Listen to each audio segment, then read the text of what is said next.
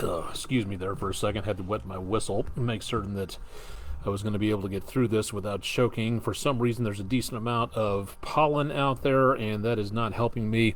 And a lot of other people I know breathe nicely for today. I'm Chief Meteorologist Austin Onick. It is Friday evening.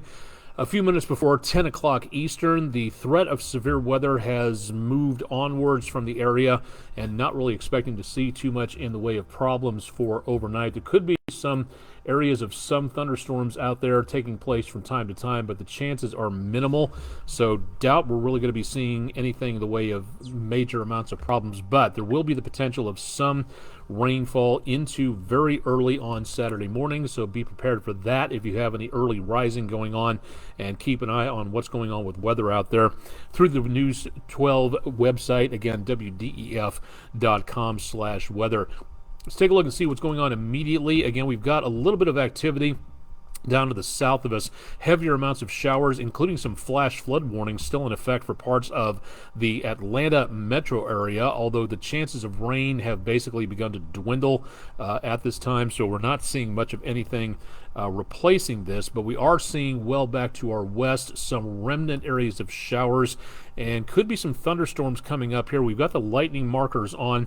We could see the potential of some more activity again off and on, but it looks like it's going to be more sporadic, haphazard type activity than anything involving huge amounts of severe weather. It just doesn't seem to be an issue. But overnight, yes, there could be the potential of some of that activity going on.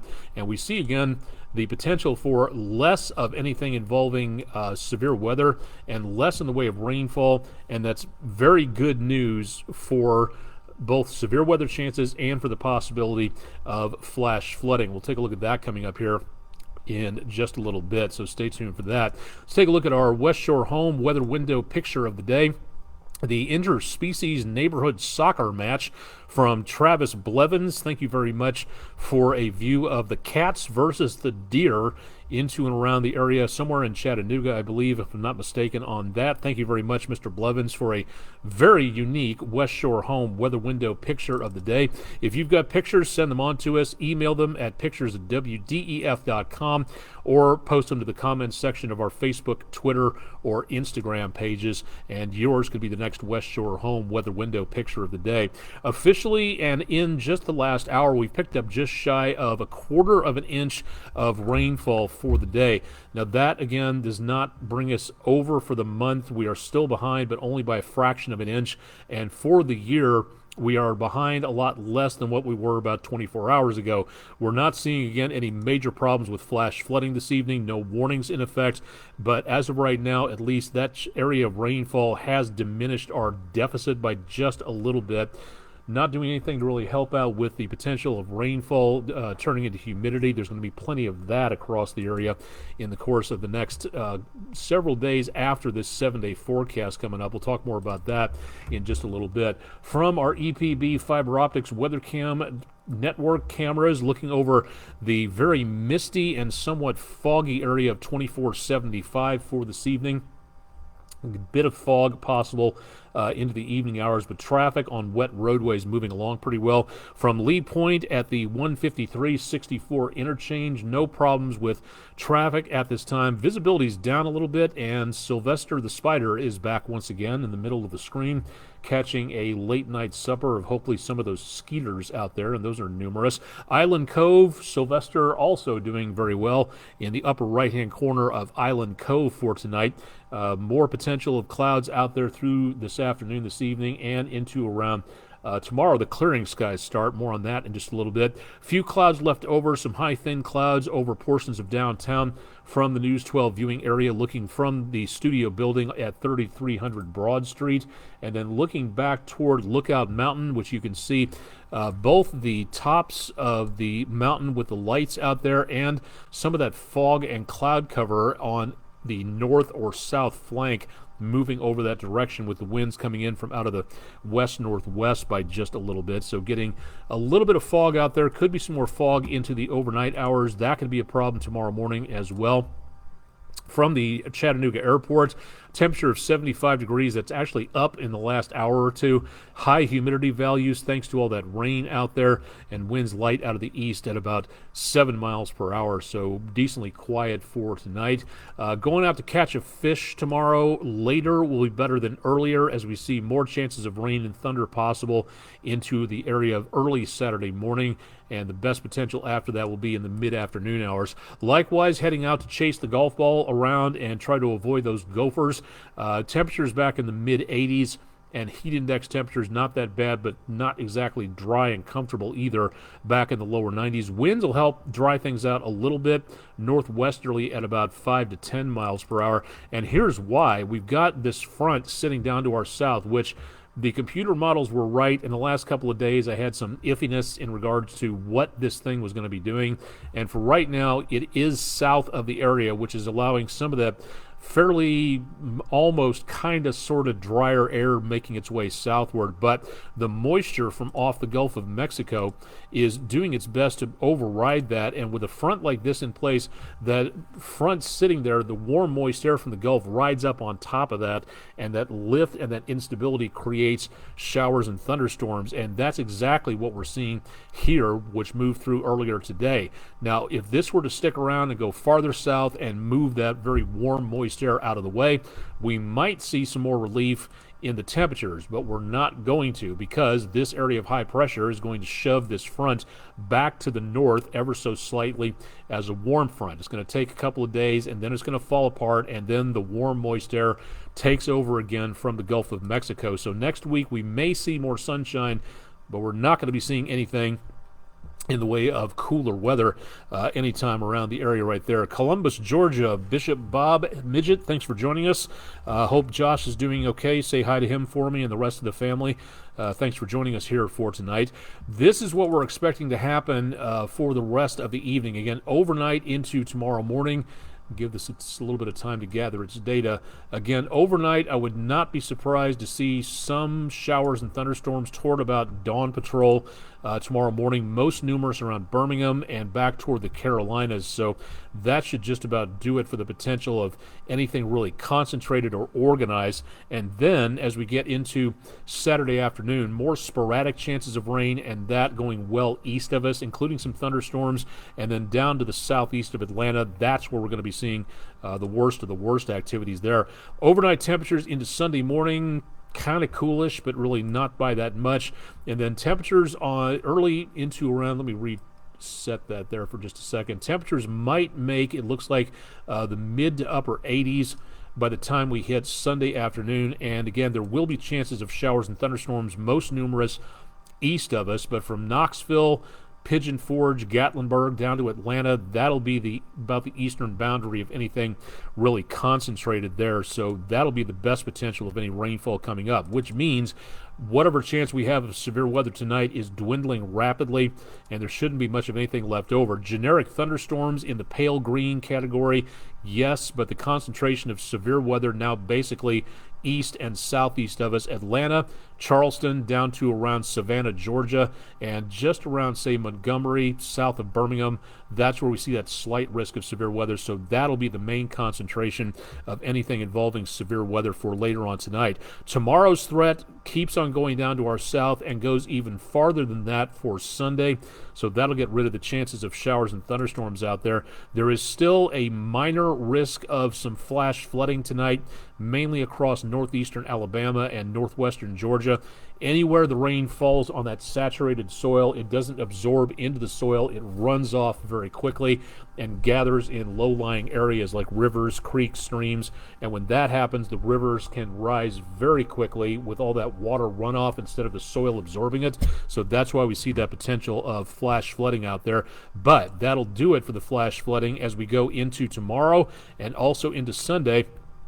And also toward about early next week, the threat of anything involving flash flooding is pretty much gone from the area, so we don't see much of anything else coming our way. Not good news. Yes, we're getting rid of the rain. We could use it, but if you're looking for outdoor activities to be able to get out and not worry about stuff, there's where we have a bit of a problem, because in the near future, basically all of the country is going to be roasting into next week. Doesn't look like record high temperatures for us at least, but we are seeing above average temperatures for the next 6 to 10 days. This is from the Climate Prediction Center, so we are seeing some very hot numbers out there coming our way, and we'll show you more about that in the 7-day forecast right now. That again showing the potential of showers and thunderstorms lingering tomorrow, and then that's it for anything involving rain or thunderstorms across the area. Plenty of sunshine out there. The temperatures with that front down to our south will dip a little bit, but only by a little bit, mid to upper 80s, and that's going to be it. That's as comfortable as it gets around here for a while. Bouncing back very quickly into the lower 90s, right about normal for Monday and Tuesday for this area of the country. That's normal at this time of the year. And then mid 90s by Friday, and a couple of the computer models next weekend, the last weekend of July, could be looking at the potential of numbers in the high 90s, close to the century mark. But once again, you've got to get into the triple digits before we get anything close to being a record high temperature. And this, while not record high, is going to be uncomfortable enough, to say the least. So get set for some very hot weather out there over the next few days. Let's go back to the tropics here, taking a look at what's going on into and around the area of the Atlantic. Don is now a tropical storm. Once again, almost got down to a tropical depression. Last week, it was in almost exactly the same position as it is right now. It has gone a full circle and has now looped the loop and is all the way back to where it was last Friday or Saturday. It does not appear to be a threat to the United States. It is, in unofficial parlance, a fish storm. It's not bothering anybody but the fish, so it looks like there's not too much of a problem to worry about there. Let's take a detour for a second. I should have showed this first, but into the Pacific, we did have Calvin now all the way out in the central Atlantic, and not much more than just a tropical wave. We have a new area of disturbance coming through. It's labeled 4E. Winds are at 35 miles per hour, so it's about 5 miles an hour away from getting a name and a tropical depression or tropical storm title, so we'll see how that works out. This is on the same bearing as Calvin, so Hawaii, if you're heading that direction in the next week, I would be very cautious and watch this very carefully as it gets a little closer to that area. Now, it doesn't look like much right now, but this is the next system. Africa over here, the Canaries, the Azores, moving on through this direction. This is our quite possibly next system, and this thing in the last 24 hours has really started to up the energy game as it moves out from under that atmospheric dust that's been settling out there from the Sahara. So in the next 2 days, National Hurricane Center gives this a 50% chance of developing. In the next week, it shows a 70% chance. So we're now at kind of a code red status, to where if this develops, this could be our next tropical depression. It is moving toward the Leeward Islands. If, and again, this is a bit of a long shot on here, but if this thing is able to kind of thread the needle, so to speak, it looks like the computer models are taking it toward Central America, where we saw the last couple of storms head that direction. If this can make its way into the Gulf of Mexico, that is very, very, very bad news, because as of right now, Don is sitting over some very warm waters, but the temperatures of the Gulf and the Caribbean are way, way, way higher than they should be at this time of the year. Bathtub waters, temperatures around some of the Keys, water temperatures 95 degrees in some locations. That type of water is rocket fuel for storms like this. So if this thing heads to Central America, maybe to the Pacific, that could be, again, another story for next week. But as long as we're in this season, if this gets a little closer to the Gulf and that very, very warm water, we could be looking at an explosive development situation. Rapid intensification is what is called RI. And if that threads the needle between Cuba and the Yucatan Peninsula, this could be big, depending on what goes on. I hope it's not. I don't root for the storms. I never do. But this is something, again, that really we need to pay attention to, especially if you're taking vacation to the Gulf, the Caribbean, anywhere down toward Hispaniola. this is important to watch out for. So again, keep it tuned to News 12. We'll keep you updated on what we may be looking for in the near future. So far, again, for right now, what we are also looking for, that big area of haze from the Sahara is making its way over the Caribbean and is eventually expected to make its way into the Gulf of Mexico.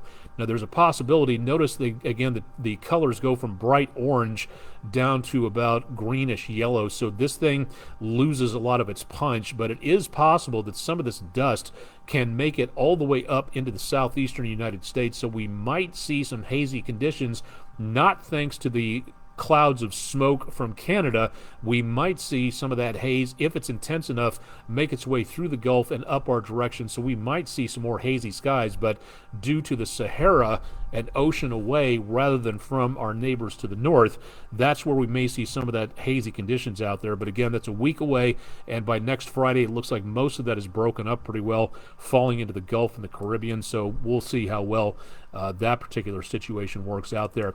Once again, to the teachers and administrators, we're coming up on the fall semester. If you'd like to have our weather personnel apply, go to your classroom and speak to your kids about weather forecasting, science, emergency communications and preparation, climate change, all that type stuff, hit us up at wdef.com/weather and go to the Food City Weather in the Classroom program. Fill out the detailed information, contact information, day, time, class size, things we can cross-coordinate with you on, your email address, stuff like that. So please give us a shout and let us know, but do it soon, because as of right now, the longer you wait and get into, say, past Labor Day, the more those spaces for getting to your classroom are going to fill up very quickly, and we may not be able to accommodate you as much as we would like to until maybe the spring semester. It goes that quickly. So something to think about if you have the opportunity. And if you'd like to know more about this or anything else out there, please drop by my social media channels, and we'll love to give you an idea as to what we're looking at out there. And again, all kinds of neat stuff that I find while traipsing all around the interwebs. So good opportunity to, again, see a little bit more about what's going on there. That'll about do. One more thing. Hopefully this will cool you off a little bit. Forgot to do this over the last couple of weeks, but now as we are in the dog days, want to get stuff that is hopefully going to be able to clear you off and cool you down a little bit from the Perseverance rover.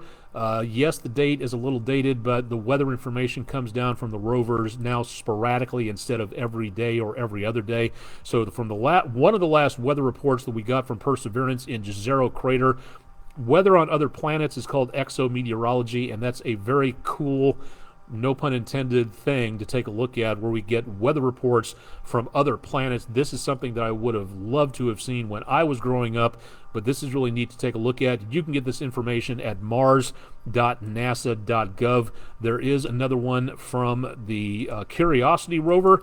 You can check out. The InSight lander has sadly packed it up and is not giving us any more data or information. That'd be nice, but it's not happening at this time, so it would be nice to be able to see that, but unfortunately can't do so for right now. That'll wrap it up for tonight. Meteorologist Todd Heislip will be in on the 11 o'clock show on Saturday and Sunday, so stay tuned for more there with him. That's 11 o'clock Saturday and Sunday.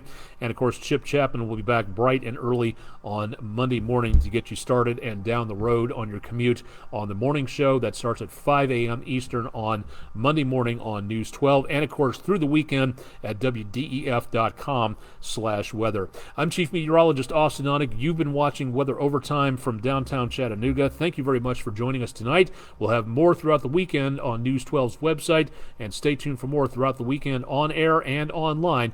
We'll keep you advised. Have a happy and safe weekend.